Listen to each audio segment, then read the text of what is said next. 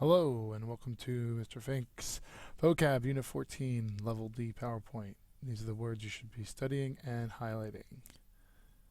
First word is ANNEX, and I have a picture here of Hawaii.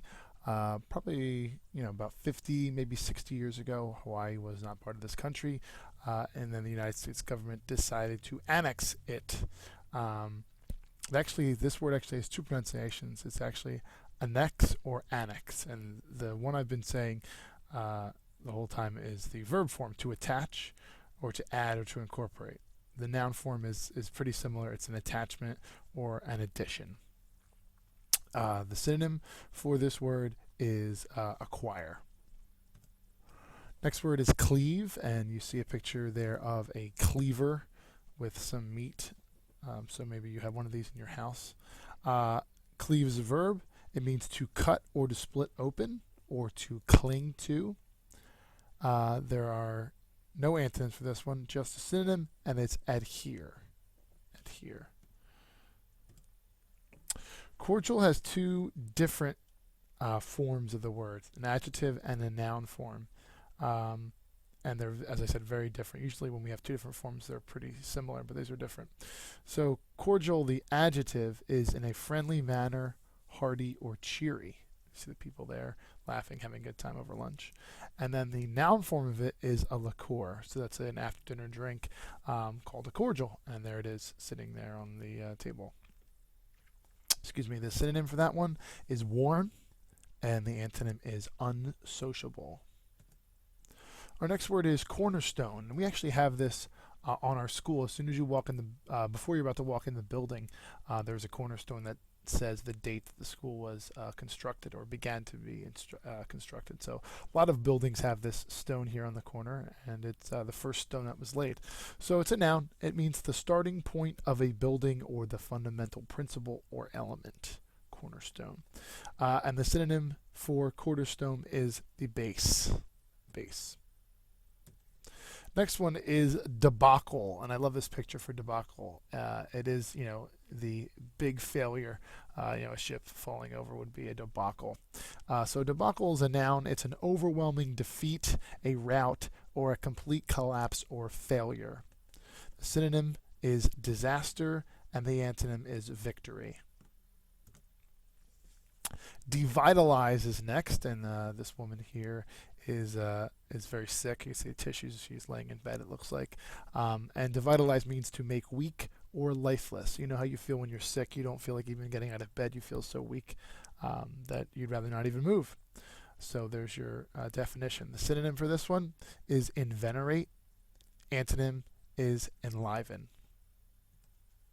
Number 7, we have embroil, and you see it looks like maybe two little kids pulling over a stuffed animal here. Embroil is a verb. It means to involve in a conflict or a difficulty. Okay, so they're trying to share one toy, and there's only one there, so there was obviously a conflict. The synonym for that word is ensnarl. The antonym is disentangle. Next one is exonerate. You see this man running out of the door of what looks like a prison there. And exonerate usually has to do with maybe prison or being charged with something. So it's a verb. It means to clear from a charge or from an accusation.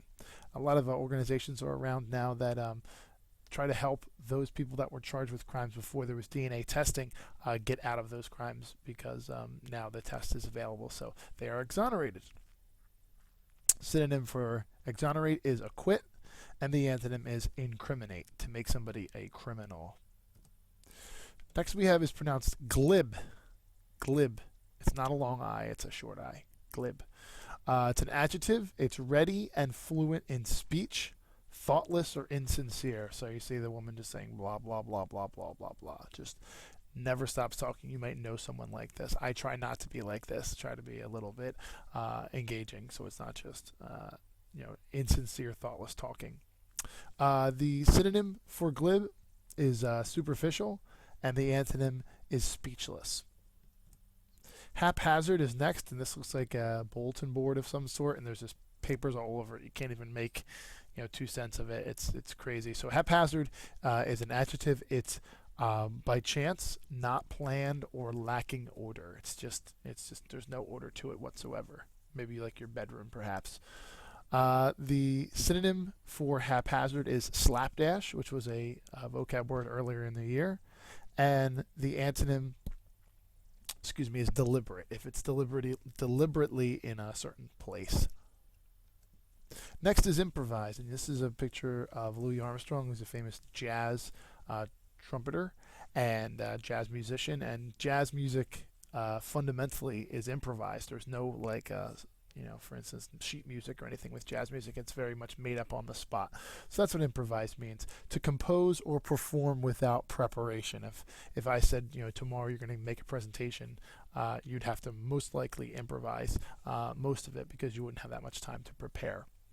The synonym for improvise is to wing it, and the antonym is rehearse.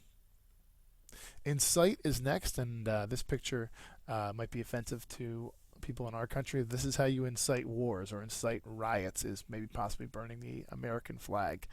So incite means to rouse up, to rouse, to stir up, or to urge on.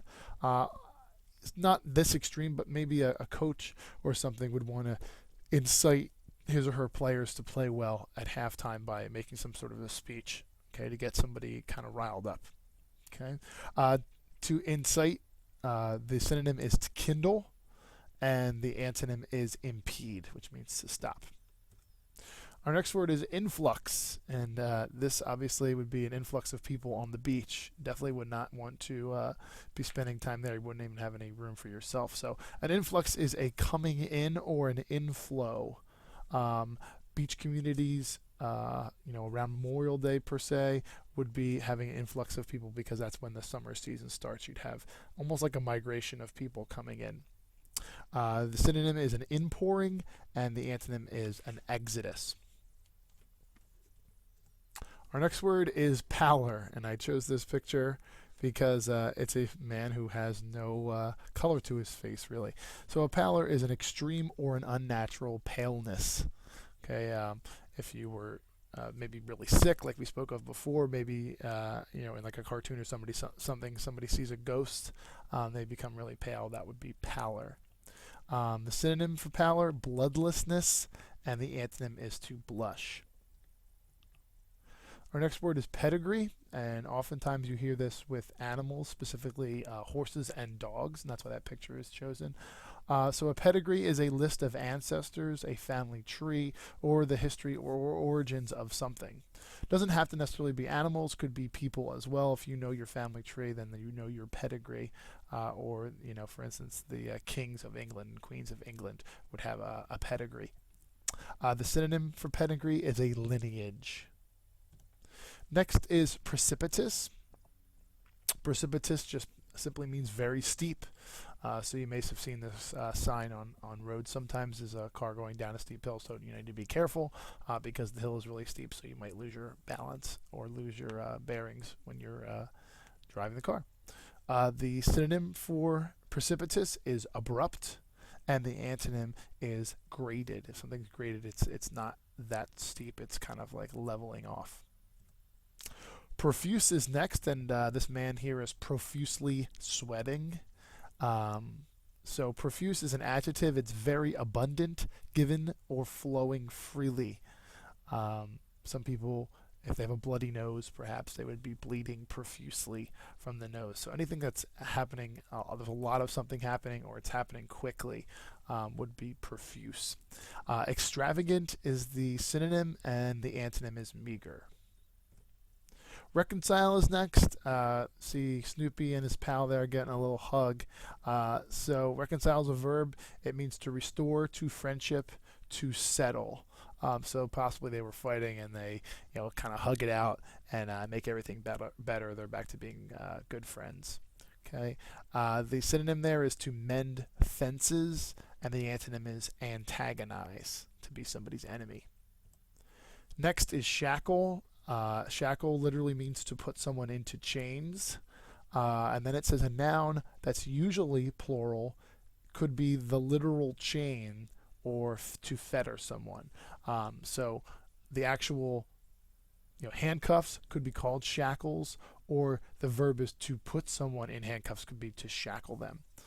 The synonym there is bonds, and the antonym is emancipate. Think of President Lincoln's Emancipation Proclamation freeing the slaves.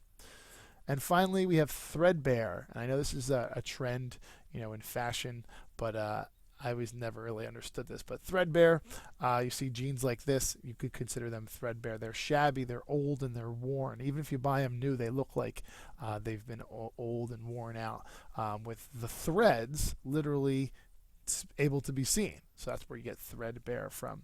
The synonym is ragged, and the antonym is luxurious. So I think most of these words are pretty easy. Get to studying.